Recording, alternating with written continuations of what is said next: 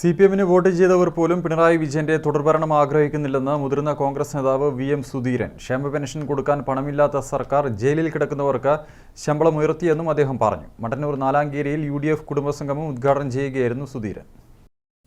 ജനങ്ങൾ നൽകിയ അധികാരം ഇത്രയും മോശമാക്കി വിനിയോഗിച്ച മറ്റൊരു സർക്കാർ കേരളത്തിൽ വേറെ ഉണ്ടായിട്ടില്ല. ദൈവത്തിന്റെ സ്വന്തം നാട് ക്രിമിനലുകളുടെ നാടായി മാറി. ക്രിമിനലുകളുടെ പറുദീസയായ കേരളത്തിൽ പോലീസിനുള്ളിൽ ക്രിമിനലുകൾ പെരുകിയിരിക്കുകയാണ്. ക്ഷേമ പെൻഷൻ കൊടുക്കാൻ പണമില്ലാത്ത സർക്കാർ തെരഞ്ഞെടുപ്പ് വന്നാൽ പെൻഷൻ കൊടുക്കും. ജയിലിൽ കിടന്നാൽ നല്ല വരുമാനം ലഭിക്കുന്ന അവസ്ഥയിലേക്ക് മാറ്റി. മദ്യവർജനം പറഞ്ഞവർ 10 വർഷം കൊണ്ട് ആയിരക്കണക്കിന് ബാറുകൾ തുറന്നുവെന്നും VM സുധീരൻ കുറ്റപ്പെടുത്തി. കഴിഞ്ഞ 10 വർഷക്കാലമായി കേരളത്തിൽ ദുർഭരണം നടത്തുന്ന പിണറായി ഭരണത്തിന് അന്ത്യം കുറിക്കണം എന്ന് ജനങ്ങൾ ആത്മാർത്ഥമായി ആഗ്രഹിക്കുന്ന ഒരു സാഹചര്യമാണ് ഉള്ളത്.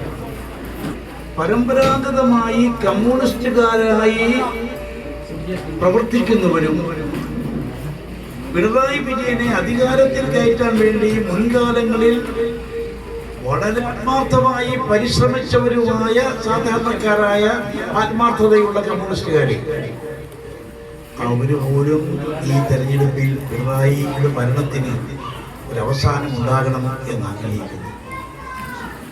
കാരണം ജനങ്ങൾ നൽകിയ അധികാരം ഇത്രമാത്രം ദുരുപയോഗപ്പെടുത്തിയ ഇതുപോലൊരു ഭരണകൂടം കേരളത്തിൽ ഉണ്ടായിട്ടില്ല. UDF സ്ഥാനാർത്ഥി ചന്ദ്രൻ തില്ലങ്കേരിയുടെ പ്രചരണാർത്ഥം മട്ടന്നൂർ നാലാങ്കേരിയിൽ സംഘടിപ്പിച്ച കുടുംബസംഗമം ഉദ്ഘാടനം ചെയ്യുകയായിരുന്നു സുധീരൻ. KK കുഞ്ഞമ്മദ് അധ്യക്ഷത വഹിച്ചു. ACC സെക്രട്ടറി വെങ്കടേഷ്, UDF നേതാക്കളായ അൻസാരി തില്ലങ്കേരി, രാജീവൻ പാനുണ്ട, M ദാമോദരൻ, V കുഞ്ഞിരാമൻ എന്നിവർ സംസാരിച്ചു. News bureau, Mattannur.